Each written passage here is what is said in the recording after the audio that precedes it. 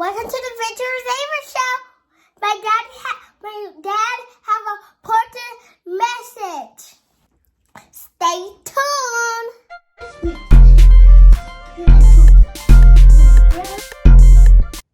Hey guys, I just wanted to make a quick video and talk about what's going on. I got a birthday coming up, and it's this month, the 27th of June, and I turned 40 this month. And so what I'm doing, I challenged myself to make the world better, and by doing that, I'm gonna help 40 people out in some type of way. If it's just a kind word, if I'm just opening the door for somebody, giving somebody a compliment, buying their lunch, and all the people that I'm going to help out are going to be different from me. You know, we're living in a time to where we're being divided and everything, a lot of hate in the world. I just want to shed some love, and I challenge y'all to do the same thing. You don't have to do it for 40 people. Just do it for one person, or maybe once a week. Whatever you decide in your heart, do it. But, you know, let's try to get rid of racism, right the injustices, and just make the world a better place. And, you know, my other challenge is I want to challenge all my brothers and sisters to tell your story. We all have a story to tell about the time that we was profiled, racially profiled, or some type of police brutality or whatever it might be. You have a story to tell. You know, sometimes people really don't understand what we're going through, and they only see stuff in their own eyes.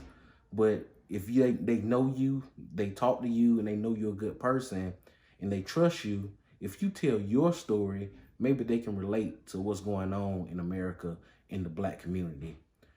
And just my story, the other day, the reason why I shot this video, I was getting some work done in my truck the other day. And I was talking to the owner of the shop. He's a white guy. And we was just talking about the situation what's going on in America. And you know, I tipped the guys that worked on my truck, and I told the owner why I was tipping them, and because it was a good size tip. So I was telling him why I was doing it. And he was like, well, let me tell you about the situation. So he goes on about the George Floyd situation. And what he said is racism was almost out the door, and it didn't exist no more. And, you know, it kind of upsetted me because I know what I've been through, but I just let them talk. I let them have it. And, you know, I just kind of left. But, you know, after I left, I thought about some things, and I talked to one of my friends. And what my friend told me, he told me that, you know, it's like you going out to eat with all your friends, and all y'all been out all day, and everybody's hungry. And the way to bring the food to the table, everybody get their food except for you. Everybody start eating, and you watching everybody eat, and you say, I'm hungry. Man, I'm hungry. I hope they hurry up with my food. And then all your friends are like, we all hungry. We all hungry. So they're eating right now. Their hunger gonna be gone at some point because they're gonna finish their food. But I'm still waiting for my food. It's the same situation. The Black Lives Matter. You know, it's not talking about all lives don't matter. We're not discussing all lives right now because we're the ones getting killed. It's not other people getting killed. Not to say that the police don't kill other people, but clearly is a problem with Black people. They're killing Black people. So that's what the Black Lives Matter comes from. So, and I challenge everybody to tell their story about what happened to them. You know, when I was 18 years old, I was getting ready to go off to college, and I got pulled over by the police. I crossed the center line. It was real late, and I was sleepy, and I crossed the center line. I got a ticket, which I deserved a ticket. I crossed the center line, but that cop pulled me over.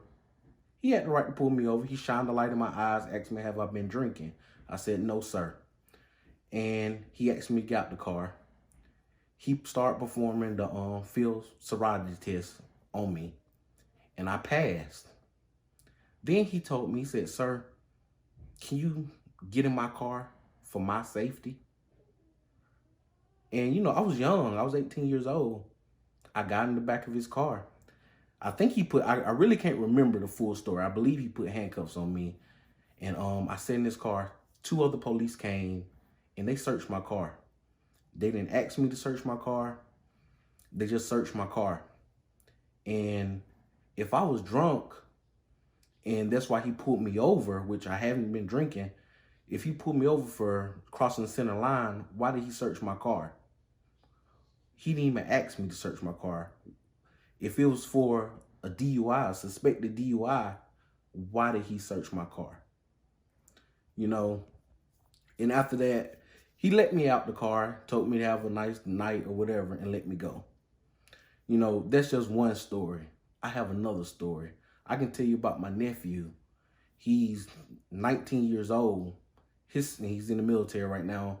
His senior year, he has come back from his basketball game. He got pulled over by the police. They pulled a gun on him. Him and his friend was in the car. They had their basketball uniform on and everything.